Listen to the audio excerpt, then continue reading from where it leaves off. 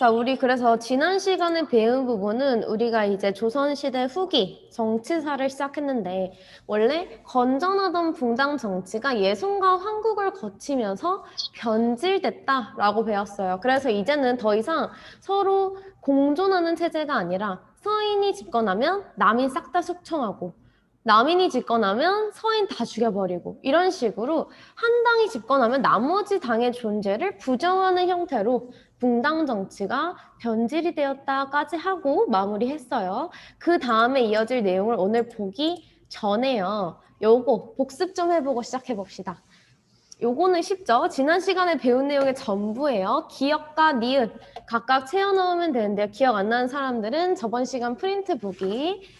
여러분, 이게 우리가 지난 시간에 길게 풀어서 설명한 내용은 전부예요. 원래 괜찮았던 붕당 정치가 현종 때 두 차례의 예송, 여러분 상복, 장례식복 얼마나 입고 싸울 거냐, 그러니까 얼마나 입을 거냐 이거 가지고 싸운 거 기억나죠? 예송과 숙종 때 여러 차례의 환국, 여러분 장희빈이 왕비가 됐을 때는 서인 싹 몰아내고 남인으로 관리를 채우고 그 다음에 2년 후로 다시 돌아왔을 때는 서인으로 사람들을 채우고 기억나죠? 환국을 겪으면서 상대 당의 존재를 이제는 서로 부정하는 형태로 붕당 정치가 변질되었다. 이게 지난 시간에 배운 내용. 자, 그럼 하나만 더 풀어봅시다. 숙종 때 정치 상황으로 옳은 것. 우리 지난 시간에 배웠어요. 숙종 때 일어난 사건을 찾아주면 됩니다. 한번 풀어봅시다. 우리 숙종 때 정치 상황. 여러분 숙종 때 배운 거 저번 시간에 환국 배웠죠? 이 4번 집권 붕당이 급격하게 교체되는 상황 이것 자체가 환국입니다. 환국에 대한 설명이에요. 그래서 답은 4번이고 나머지도 한번 살펴보면요. 첫 번째 사림이 서인과 동인으로 갈라진 거 이게 붕당 정치의 처음 시작이었죠. 선조 때였어요. 선조 때. 자, 그리고 붕당 간에 공존관계가 유지되었다. 이거는 우리가 지난 시간에 배웠지만 예송과 환국이 일어나기 전 붕당 정치의 모습이죠. 그래서 아니고 세 번째, 상복을 입는 기간을 두고 논쟁이 벌어진 거는 예송에 대한 설명입니다. 예송은 우리 현종 시기, 숙종 하나 앞에 일어났었죠. 그리고 마지막, 탕평책 뭔지는 모르겠으나 이것을 실시하여 붕당 간의 대립이 완화되었대요. 여러분, 이 선지의 내용이 오늘 배울 영조 그리고 정조에 관한 설명입니다. 이거는 오늘 살펴볼 거예요. 자, 그래서 오늘 배울 내용으로 복습을 이제 잘 했으니까 넘어와서요, 여러분. 우리 요 프린트 있어요. 그 하얀 프린트 지난 시간에 뭐 황국들마다 왕비가 왜 바뀌었을까? 조세제도 참고자료 있는 그 하얀 종이 있죠. 그거 꺼내보세요. 거기에 한 걸음 더 영조의 탕평책이란 이름으로 요게 있습니다. 보세요. 자, 찾았다면 요거를 이제 읽고 이 두 가지 문제를 먼저 풀어보고 시작할 거예요. 오늘 우리가 영조와 정조에 대해 배울 건데 이 두 왕은 각각 자신의 탕평책을 정책으로 펼친 인물들이에요. 그런데 탕평책이 뭔지 먼저 한번 생각해보고 오늘 수업 들어갑니다. 읽고 두 가지 문제 답해보세요. 영조가 즉위하고 보니까 붕당 간의 싸움이 너무너무 심해요. 심지어 잘 말했어. 자, 지금 최근에 영조가 즉위하기 전에 예송이나 환국 이런 것들을 거쳤죠. 이런 것들을 거치면서 지금 즉위하고 보니까 정치의 기강이 너무 문란해. 정치적으로 너무 혼란하다. 그래서 정치적 어려운 말로 기강이 문란하고 보니까 사림들이 붕당간 당파를 지어서 자기끼리 싸우느라 그들의 권력이 너무 강한 거예요. 왕은 그거 말리지도 못하고 자연스럽게 왕권도 약화돼 있어요, 지금. 우리 지난 시간에 결과로 봤어요. 잠깐만 조금 앞으로 넘어가 보면 자, 우리 저번에 이거 결과를 배울 때 숙종이 나름대로 자기가 왕권 강화를 해보려고 했으나 실패를 했잖아요. 그러면서 비변사의 기능은 강화되고 즉 신하들의 권력은 강화되고 왕권은 약화됐다라는 거 배웠어요. 자, 이거랑 연결지어 생각해 볼 때 영조가 즉위를 해보니까 정치적 기강은 너무 물러나고 왕권은 약화돼 있어. 그래서 내가 이러한 상황을 극복하겠다, 해결하겠다라고 하면서 나온 게 탕평책이라는 정책인데요. 그러면 여기서 영조가 의미하는 탕평이라는 거는 뭘지 관리를 임용하는 관청에서는 탕평하게 뽑았으라. 이 탕평이 뭘까? 평등하게. 좋아요. 맞아요. 잘 말했어요. 관리를 임용한 관청에선 탕평하게 뽑았으라 평등하게 맞습니다. 정확히는 무슨 의미냐? 관리 등용에 있어서 이제 치우침 없이 공정하게 하라. 잘 말했어요.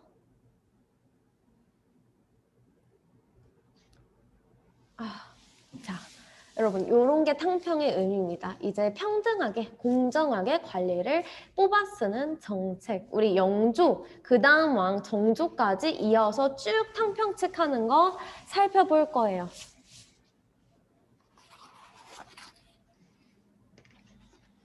자, 여러분 다 썼으면 넘어갑니다. 이제 본격적으로 영조의 정책을 좀 봅시다. 여러분 탕평책이라고 하는 거는 여기서 나온 말입니다. 원래 탕탕평평이라는 말이 있는데 이것의 뜻이 싸움이나 논쟁 따위에서 어느 쪽에도 치우치지 않음을 의미하는 말이에요. 얘를 줄여서 탕평이라고 하는데 자, 영조가 말하고 있죠. 싸움하는 정치 이제 그만해라. 인재 등용은 당파와 상관없이 하겠다. 요게 탕평책이에요.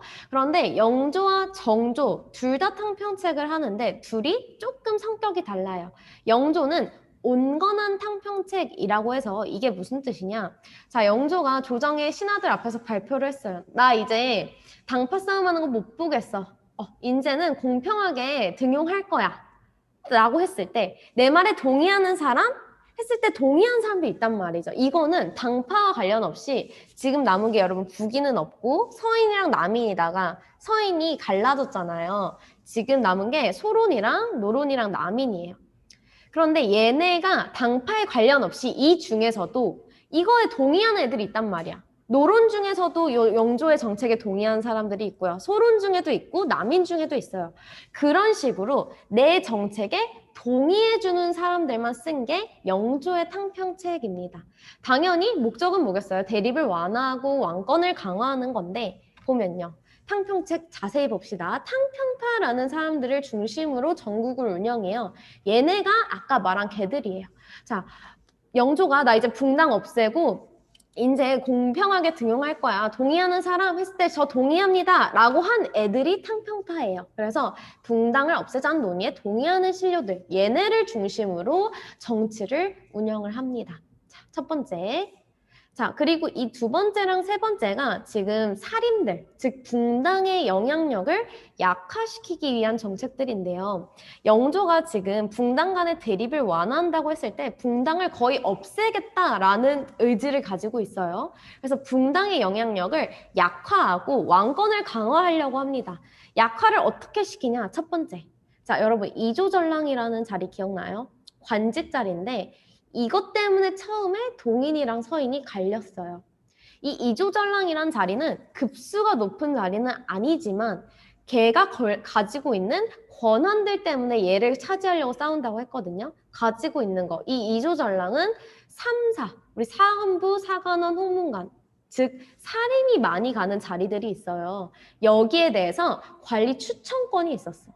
플러스 이조전랑이 물러날 때는 자신의 후임까지 추천하고 갈 수 있었어요. 이러한 권력 때문에 이조전랑 자리를 두고 싸운 건데 자, 이러한 권리 이제는 없애겠다. 3사의 관리 추천권 없애겠다. 이조전랑의 힘을 약화시키겠다는 거죠. 즉 사림들, 붕당의 힘을 같이 약화시키는 겁니다. 첫 번째, 추천권을 없애고 두 번째는 조금 더 직접적으로 가죠. 여러분 서원, 사림들, 붕당들의 근거지예요, 권력에. 여기서 계속 사림이나 붕당을 양성을 하잖아. 이 서원을 대폭 다 없애버립니다. 중요하다고 생각하는 서원 몇 개만 남겨두고 싹 다 정리해서 붕당의 영향력을 약화시키고 두 번째, 살림이라고 하는 거 얘네의 존재 이제 인정하지 않겠다라고 해요. 여러분 살림이 뭐였어요? 그 서인이나 남인 중에서도 우두머리격이 되는 사람이 있어요. 이 사람들은 과거를 보지 않았으나 너무너무 뛰어난 성리학자이기 때문에 정치에 등용을 한다고 했었잖아요. 그런데 왕이 보니까 뭐야? 예를 들어 서인의 송시열 같은 사람들 이제는 죽었지만 자 송시열이 뭐라고 하면 서인은 껌뻑 죽어요. 송시열이 뭐라고 하면 다 따라가. 보니까 왕인 내 말보다 각각 붕당에 있는 살림의 말을 잘 듣는 거예요. 그러니까 이제 얘네의 존재 인정하지 않겠다라고 가는 거죠. 서운을 정리하고 살림의 존재를 인정하지 않습니다. 붕당의 영향력을 다 약화시키기 위한 정책들인 거예요. 자, 그리고 마지막 이러한 나의 탕평책에 대한 의지를 보여주겠다 해서 비석을 하나 세웁니다. 탕평비, 여기 오른쪽에 보이는 사진이에요. 탕평비를 세운다. 요게 영조의 탕평책 내용들.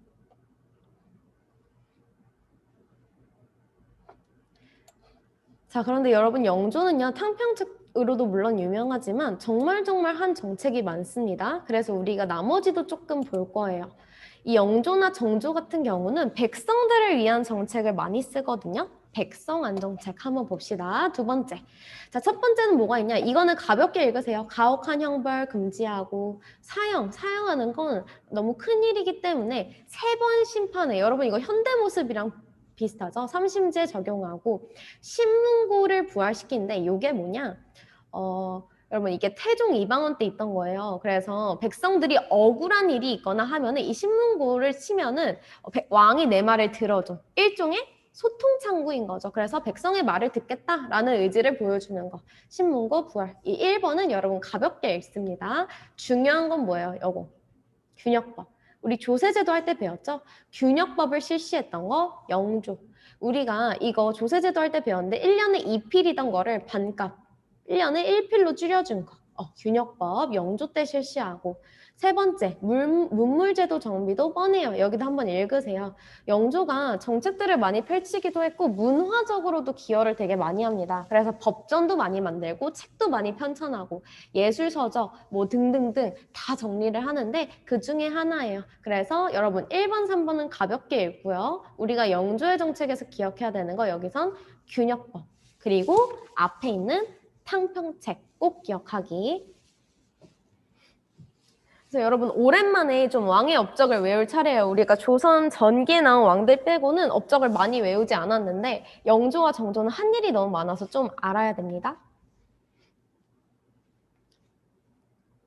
자, 여러분 이러한 영조의 정책들을 살펴봤다면요. 자, 그 다음에 정조를 볼 건데 보기 전에 여러분 정조는요. 영조의 아들이 아니죠. 영조의 아들은 사도세자가 있어요. 여러분 사도세자에 관한 스토리는 다들 한 번씩 들어봤을 텐데 사도세자의 아들이 정조고 즉 영조의 손자가 정조가 되는 거예요. 여러분 사도세자는 왜 죽었냐? 이 얘기를 조금 해봅시다. 우리가 흔히들 사도세자는 미쳐서 정신병에 걸려서 결국 영조가 뭐 사도세자를 죽일 수밖에 없었다라고 하지만 결국에 우리가 저번에 장희빈이랑 인현왕후 얘기했을 때도 마찬가지인데 그 근본에는 당파 싸움, 요 붕당 간의 싸움이 다 깔려 있어요. 자, 영조가 즉위를 하기 이전에 여러분 경종이라는 왕이 있습니다. 우리 지난 시간에 기억을 해보면요. 장희빈 그리고 그 인현왕후 사이에서는 왕이 아기가 없었고요. 그리고 뒤에 숙빈 출시라고 해서 무수리 출신의 후궁을 한 명 드립니다. 영조가. 그런데 이 장희빈이 아들을 낳았고 얘가 경종이에요. 자, 숙빈 출시가 낳은 아들이 영조예요. 그래서 여러분 둘 다 아들이 있었는데 딱 숙종이 죽자마자 이 둘 중에 누구를 일단 왕위에 올릴 것인가 하는 신경전이 벌어지죠. 이때 장희빈, 경종 쪽을 지지했던 쪽이 남인, 당연하죠. 장희빈이 남인 쪽 사람이었으니까. 그리고 소론도 이제 이쪽으로 옵니다. 그리고 영조를 지지했던 쪽은 노론. 이렇게 지지를 해요. 근데 경종이 어쨌든 첫째기 때문에 더 나이가 많기 때문에 즉위를 하죠. 딱 경종이 즉위를 했을 때는 남인과 소론이 권력을 잡았을 거야. 자, 그런데 문제점이 뭐예요? 경종이 몸이 너무 약해요. 그래서 오늘 내일 하는 거예요, 자꾸. 그러니까 노론들이 옆에서 영조한테 더 그러죠. 쟤 곧 죽을 것 같으니까 그럼 내가 너 더 밀어줄게. 자, 지금 이 상태에서 영조가 어느 날 경종에게 선물을 줘요, 선물. 음식을 바치는데 형에게 게장인가? 감인가? 뭐를 바쳐요. 근데 경종이 그거를 먹고 여러분 죽습니다. 죽어요. 자, 그래서 영조가 즉위를 하긴 하는데 영조는 딱 즉위할 때부터 컴플렉스가 너무 많아. 자, 여러분 일단 보세요. 첫 번째. 내 엄마는 무수리, 천민 출신이에요. 아빠는 왕일지 몰라도 첫 번째, 엄마는 천민이고. 요것도 컴플렉스. 두 번째, 어쨌든 내가 준 선물을 주고 형이 죽었기 때문에 이쪽 사람들이 어떻게 비판하겠어요? 형을 죽인 살인마다 라고 비판하는 거. 두 번째. 세 번째, 여러분 영조가 즉위하기 전까지는 어쨌든 지금 이 붕당의 권력이 너무 세잖아요. 노론이 즉위시키고 나자마자 영조를 허수아비, 그 꼭두각시처럼 자꾸 조종하려고 하는 거야. 이 노론을 어떡하지? 그러니까 세 번째. 자, 그래서 영조가 즉위하고 사도세자라는 아들을 낳았을 때 첫째였거든요. 그래서 아니다. 그 위에 형이 있었나? 아무튼 사도세자가 처음 태어났을 때는 여러분 되게 예뻐해요. 사도세자가 태어났을 때 너무 예뻐하고 바로 세자로 책봉을 해버립니다. 그리고 사도세자가 나중에는 뭐 미쳤다고 하지만 어렸을 땐 진짜 똑똑했다고 해요. 그래서 엄청 예뻐했는데 어떤 실수를 저지르냐? 자꾸 이 남인이랑 소론이 나보고 형을 죽였대잖아. 그게 아니란 걸 보여주고 싶었던 거죠. 그래서 이 사도세자를 어렸을 때 키울 때 누구 손에 맡기냐면 요 경종 쪽 사람들, 남인과 소론의 손에 사도세자를 맡겨요. 보여주고 싶었던 거죠. 야, 나는 내 이렇게 아끼고 소중한 아들을 형님 쪽 사람들한테 맡길 수 있을 만큼 죽이지 않았어. 떳떳해라는 걸 보여주고 싶었던 건데 이게 비극의 시작이죠. 사도세자가 어렸을 때 당연히 나를 돌봐주는 사람이 다 남인이나 소론 쪽 사람이다 보니까 얘네랑 친하게 지내요. 친하게 지내게 되죠. 그리고 이 남인이나 소론이 당연히 영조를 좋아할 리가 없으니까 사도세자한테 글 공부를 시켜야 되는데 자꾸 무예, 무술 이런 거 가르치고 있는 거야. 근데 그 사도세자는 또 좋다고 그거 하고 있어. 영조가 점점 사도세자를 안 좋게 보기 시작해요. 못마땅해 하고 왜 쟤는 쟤랑 친하게 지내지? 결국에 당파 싸움이 본질에 있는 거죠. 자, 그런데 사도세자가 처음에는 그래서 사도세자를 예뻐하다가 아무튼 이제 못마땅하기 시작할 시점부터 대리청정, 약간 왕이 되기 위한 연습을 시키거든요. 어쨌든 세자니까. 그런데 이래요. 대리청정이라고 해서 대신 왕의 업무를 보게 연습을 시키는 건데 사도세자가 뭐 하나 했어. 정책을 결정해야 되는데 잘 모르겠잖아. 아빠한테 물어봐요. 아버님 이걸 어떻게 할까요? 그럼 영조가 너는 이런 거 하나 네 맘대로 결정 못해서 어떻게 왕이 되겠냐? 아 진짜 꼴 보기 싫다 나가 이러고 그럼 사도세자가 어느 날은 그래 내가 혼자 결정해 봐야겠다 하고 결정하면 야 네가 왕이야? 왜 네 맘대로 결정해? 이런 식으로 여러분 이거를 사춘기 10대 시절에 매일 듣고 자란다고 생각해봐요. 정서적 학대죠. 사도세자가 그래서 정신병에 아버지의 사랑을 받지 못한 마음에 정신병이 이제 막 나타나기 시작합니다. 그리고 마지막의 결말은 여러분이 아는 대로 결국에 뒤주에 갇혀서 죽게 되죠.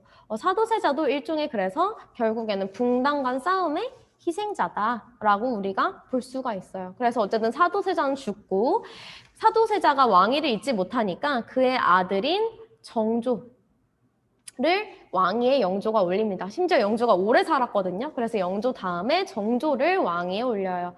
여러분 정조 쭉 봅시다.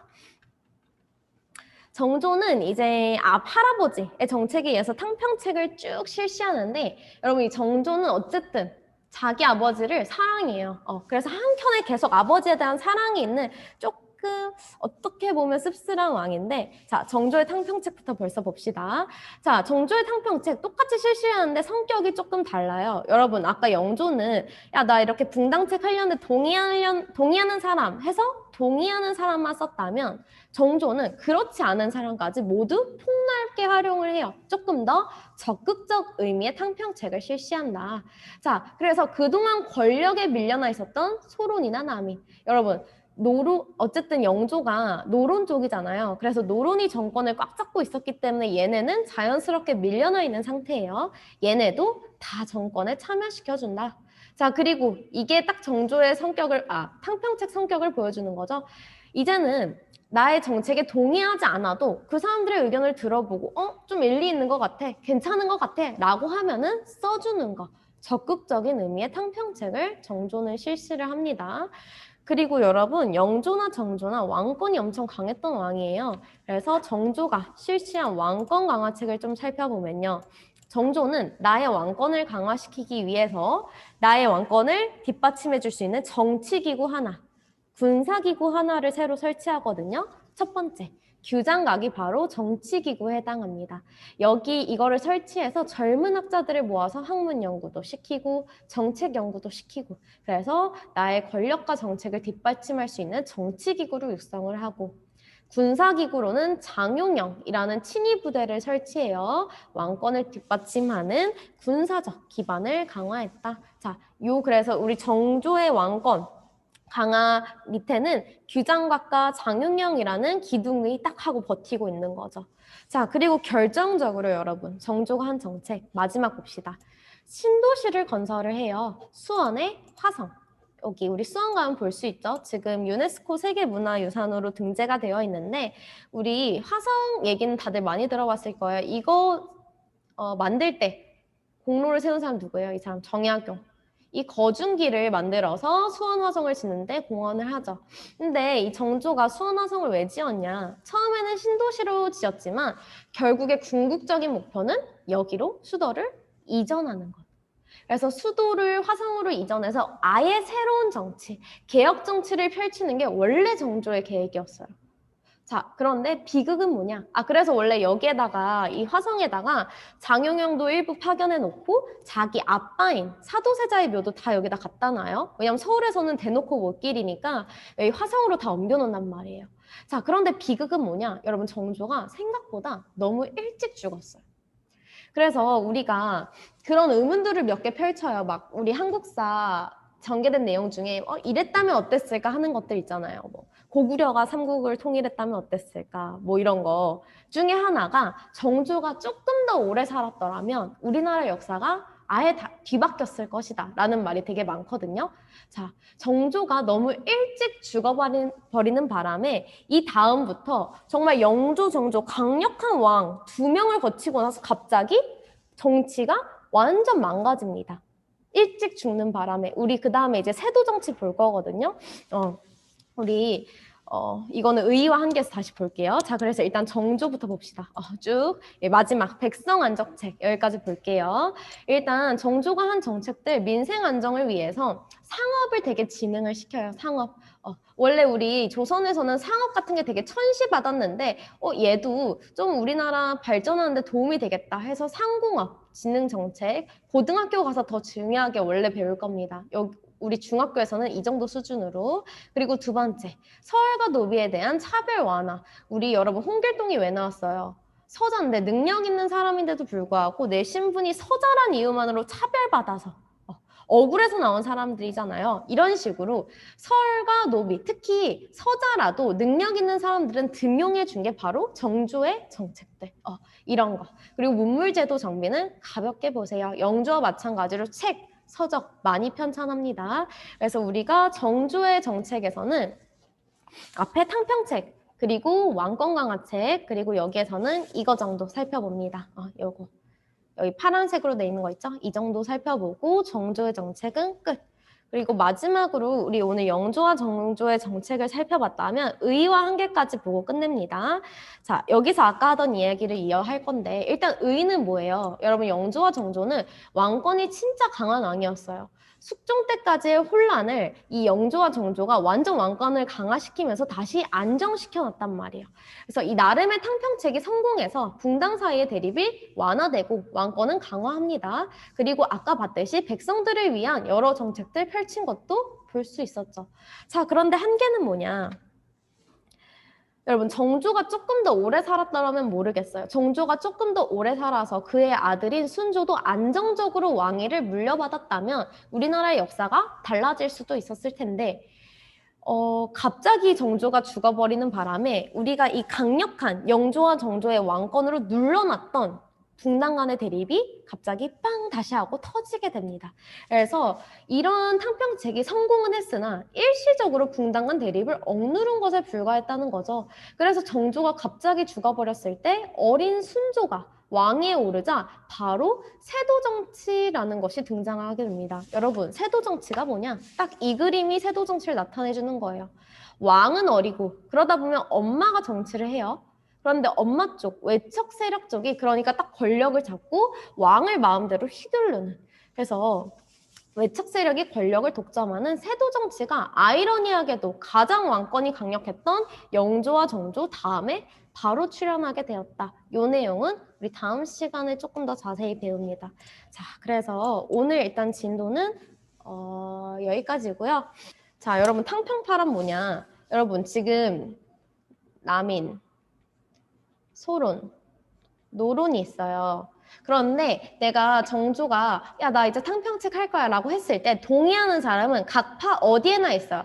남인에도 이만큼 있고 소론에도 이만큼 있고 노론에도 동의하는 사람이 어느 정도 있단 말이에요. 요 사람들을 모아서 한 게 얘네가 탕평파. 영조는 이 사람들만 가지고 정치를 한 거예요. 반면 정조는 이 사람들뿐만 아니라 내 정책에 반대하는 사람까지도 모두 포함해서 대신에 걔 말을 듣고 옳다, 네 말이 옳다 싶으면 등용을 해준 거죠. 이게 영조와 정조의 탕평책 다른 점입니다.